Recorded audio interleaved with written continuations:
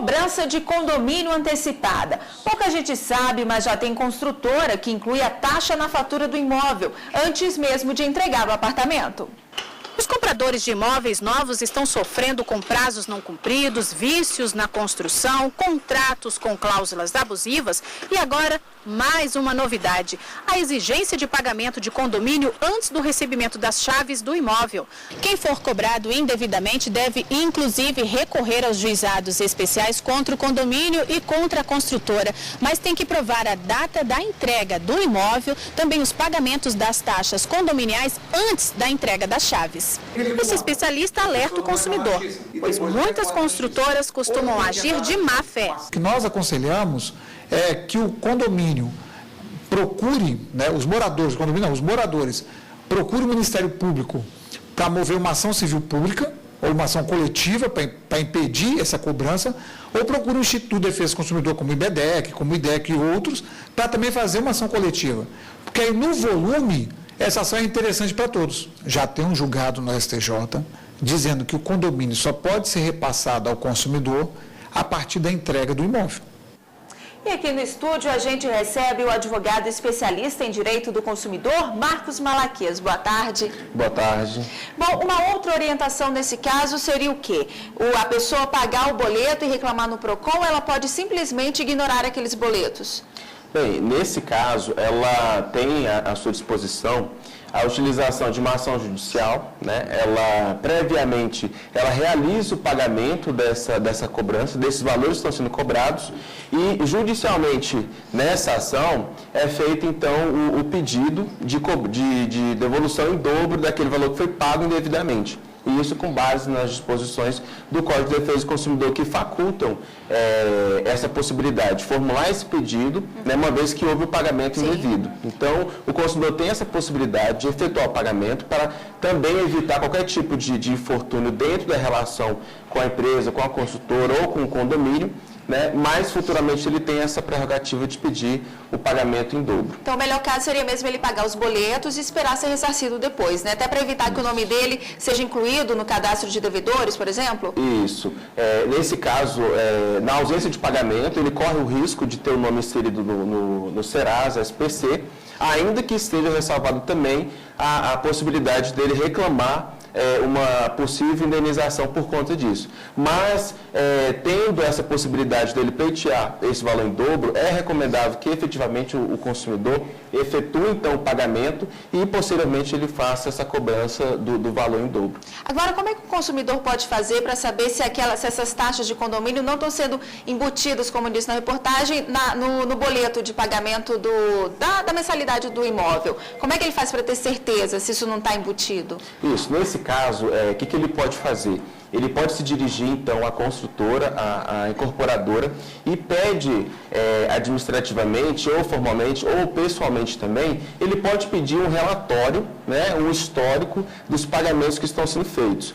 Então, nesse relatório, obrigatoriamente, a incorporadora ela tem que manter nítida e clara a informação de que há ou não essa cobrança dessa taxa condominial. Então, por meio desse relatório, o consumidor ele tem um parâmetro para verificar se efetivamente o valor está sendo ou não cobrado. Agora, com relação aos contratos de condomínio, como é que eles são elaborados? O que a gente pode chamar de cláusulas abusivas?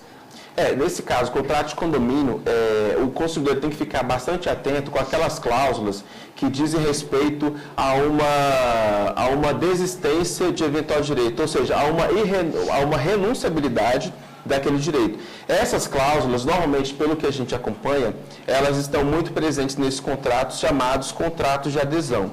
O contrato de condomínio ele não foge muito a essa regra. Ele é um contrato de adesão por quê?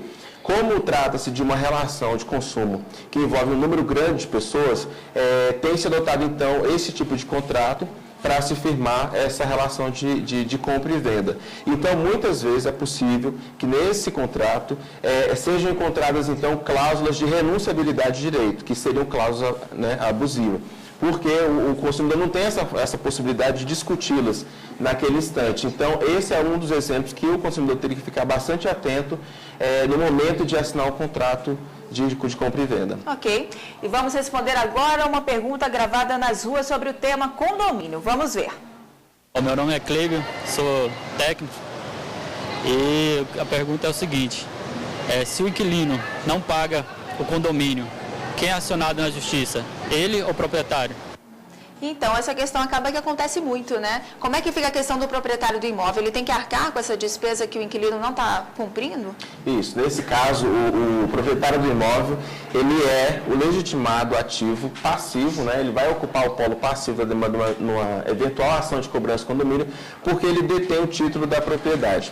O inquilino, ele é possuidor direto, mas a relação direta com o imóvel é feita entre o condomínio e o proprietário. Então, ele vai responder, né, diretamente numa ação judicial. O inquilino, ele não tem, então, essa legitimidade. A não ser que, no contrato, haja uma cláusula, então, prevendo a solidariedade entre o inquilino e o proprietário.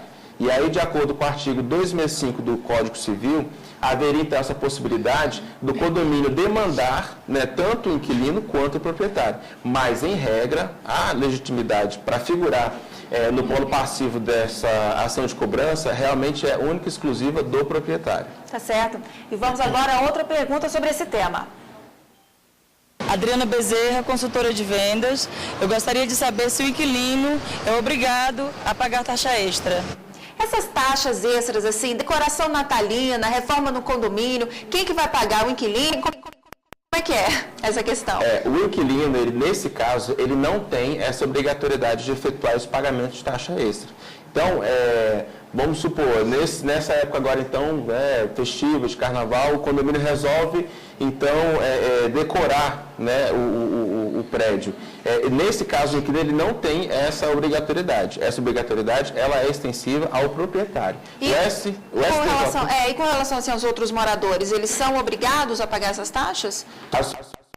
São obrigados porque eles vão também usufruir desse benefício. Agora, há também que se observar um certo limite, né, nessa previsão. Porque, da mesma forma que o morador muitas vezes não é obrigado a usufruir daquela área comum, ele também não pode ser prejudicado e efetuar um pagamento que vai extrapolar, né, aquela despesa que ele também não estava prevendo. Então, nesse caso, o condomínio ele tem que ter uma certa razoabilidade em definir o valor dessa taxa extra. Sempre levando em consideração se realmente aquele gasto ele vai atingir um número maior de pessoas ali na coletividade estabelecida no condomínio. Ok.